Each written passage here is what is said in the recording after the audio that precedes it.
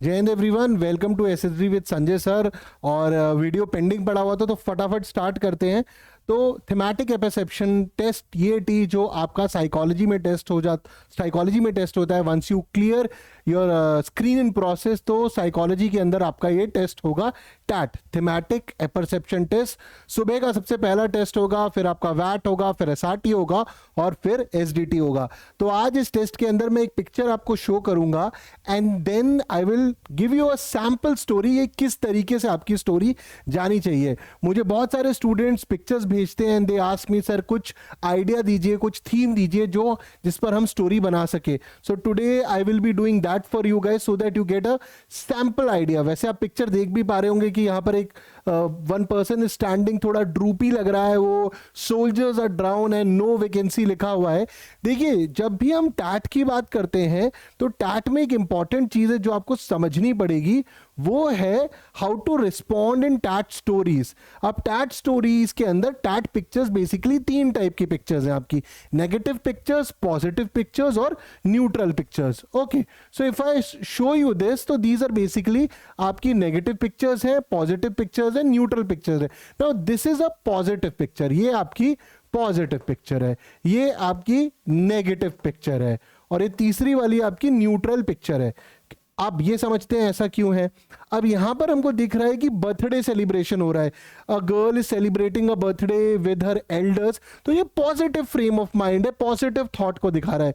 यहां पर आग लगी हुई है तो नेगेटिव पिक्चर है। और ये तीसरी पिक्चर के अंदर 4 टेबल्स रखे हुए हैं, ये कॉर्पोरेट ऑफिस हो सकता है, कैफे हो सकता है, और 4 आपके स्टूल्स रखे हुए हैं और एक आपका टेबल रखा हुआ है। तो यहां पर एक मीटिंग हो सकती है, स्टार्टअप की मीटिंग हो सकती है, कॉलेज के अंदर किसी कंपटीशन को ऑर्गेनाइज करने के लिए हो सकता है। Multiple themes can be there which you can prepare a story.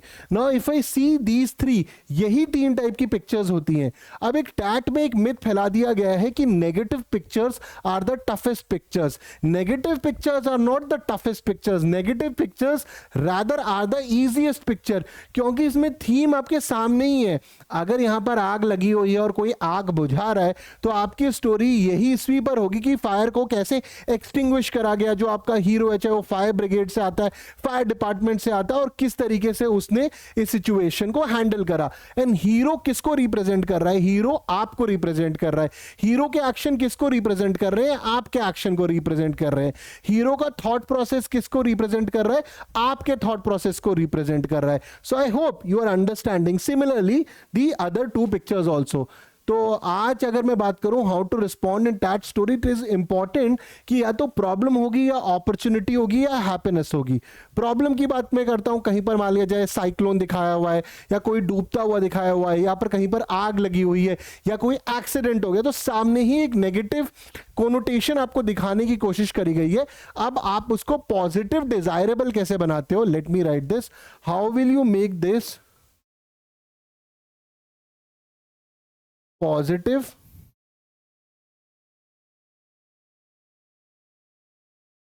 Desirable?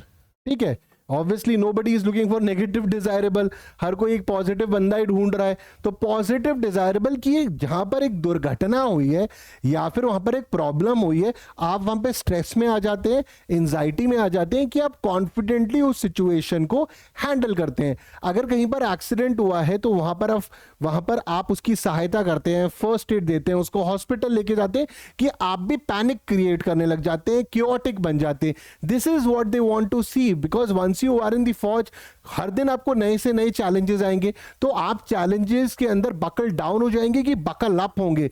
आपका कॉन्फिडेंस टूट जाएगा कि आप कॉन्फिडेंट रहेंगे। आप स्ट्रेस और एंजाइटी को झेल पाएंगे कि नहीं झेल पाएंगे? You will be confident enough to cross them all over. तो इसीलिए सारी टेस्टिंग करी जा रही है, आप पे टाइम का प्रेशर डाला जा रहा है और अलग अलग सिचुएशंस आपको दी जा रही है। कहीं पर आपको कहानी निकलने के लिए बोल रहे हैं, वैट के अंदर 15 सेकंड के अंदर वर्ड्स दिए जा रहे हैं, नेगेटिव, पॉजिटिव। एसआरटी में 60 सिचुएशंस दिए जा रही है और सेल्फ डिस्क्रिप्शन टेस्ट जो 15 मिनट का है, उसके अंदर आपके पेरेंट्स, टीचर्स, फ्रेंड्स, आप खुद अपने बारे में क्या सोचते हो, इन पे सवाल पूछे जाते हैं। तो इसमें अगर मैं बात करूं तो basic format is a problem और अपॉर्चुनिटीज अराइजेस। तो यहां पर आपको वो प्रॉब्लम को आइडेंटिफाई करना है, अगर पॉजिटिव पिक्चर है तो हैप्पीनेस, और अपॉर्चुनिटी में बोल रहा हूं neutral pictures are the best picture in terms of representing including the blank picture, क्योंकि वहां पर आप अपॉर्चुनिटी क्रिएट कर रहे हो। ब्लैंक पिक्चर में तो आप ही अपॉर्चुनिटी क्रिएट करते हो, it is related to your life, it is related to your PIQ, it is related to your action, sports, extra curriculars, right. Similarly opportunity के अंदर अगर आप स्टार्टअप की कहानी लिख रहे हो इन टर्म्स ऑफ, अगर कोई एब्स्ट्रैक्ट पिक्चर आ रही है तो आप उसको ड्राइव कर सकते हो अपनी तरफ से।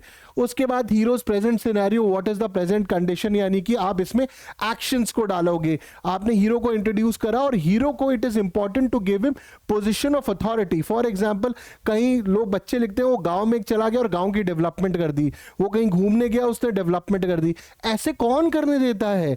फॉर एग्जांपल अगर मैं गांव में खेती के लिए सीड्स की स्टोरी बना रहा हूं, तो अगर मैं एग्रीकल्चरल डिपार्टमेंट से आता हूं, ब्लॉक डेवलपमेंट ऑफिसर हूं, स्टेट के एग्रीकल्चरल मिनिस्ट्री से आता हूं, तो मेरे पास पोजीशन ऑफ अथॉरिटी आती है, तो मेरी बात सरपंच भी सुनेगा और लोग भी सुनेंगे, तो मैं अपने हीरो को उस डेजिग्नेशन, उस पोजीशन ऑफ अथॉरिटी को दे सकता हूं। Similarly on the other characters, मान लीजिए अब कहीं पर आग लगी हुई है, तो ऐसा तो है नहीं कि नॉर्मल सिविलियन बुझा रहा होगा उसको, वो हेल्प कर सकते हैं, बट आपके जो फायर ब्रिगेड के पर्सन है वही उस पर मेजर एक्शन लेंगे। तो स्टोरी में ये आइडेंटिफाई करना बहुत इंपॉर्टेंट है कि आप अपने हीरो को पोजीशन ऑफ अथॉरिटी दे। It is very important because once you give him position of authority, automatically उसके पास पावर आ जाती है।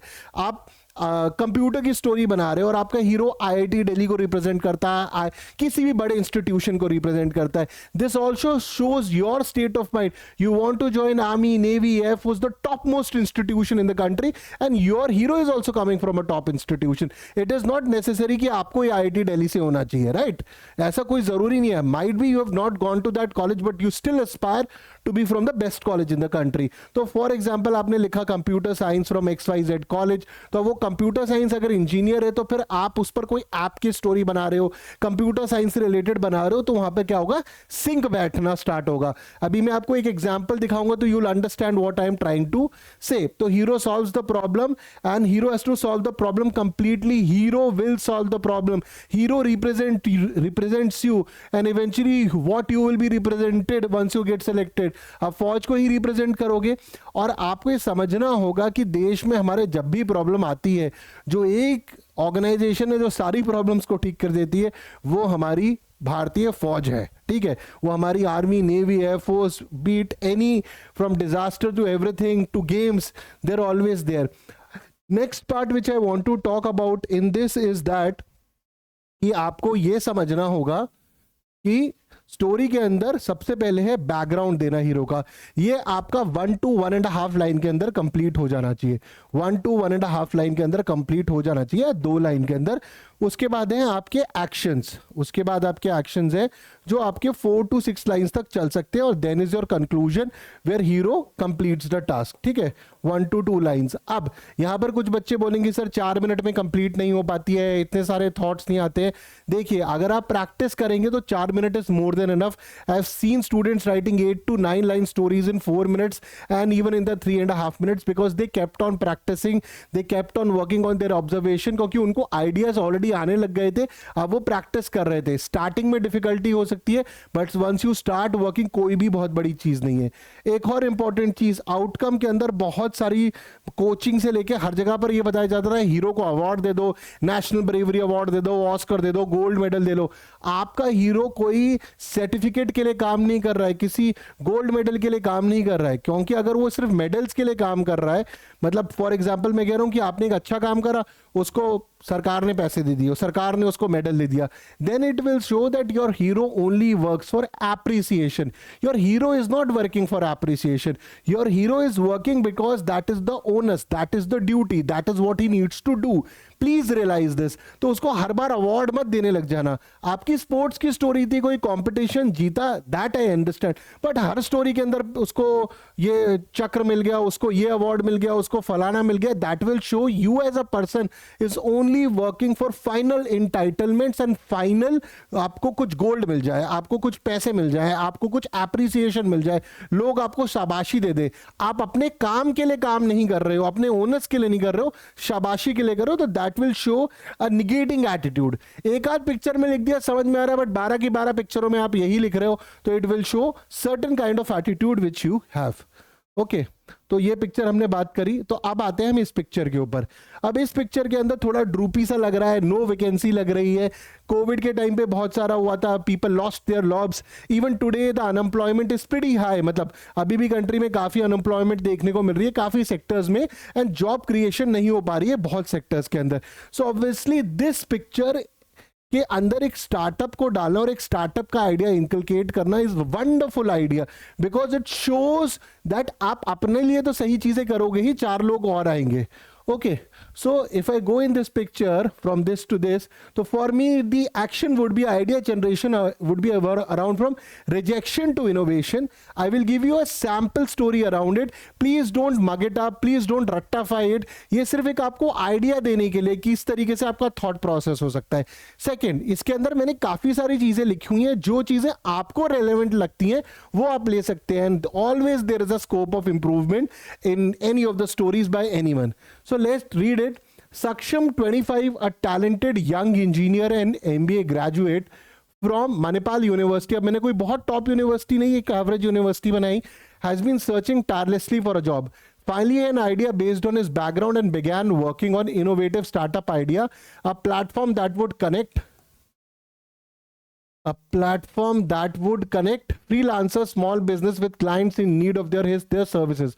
He called it Skill Connect. तो मैं इसको और भी छोटा कर सकता हूँ.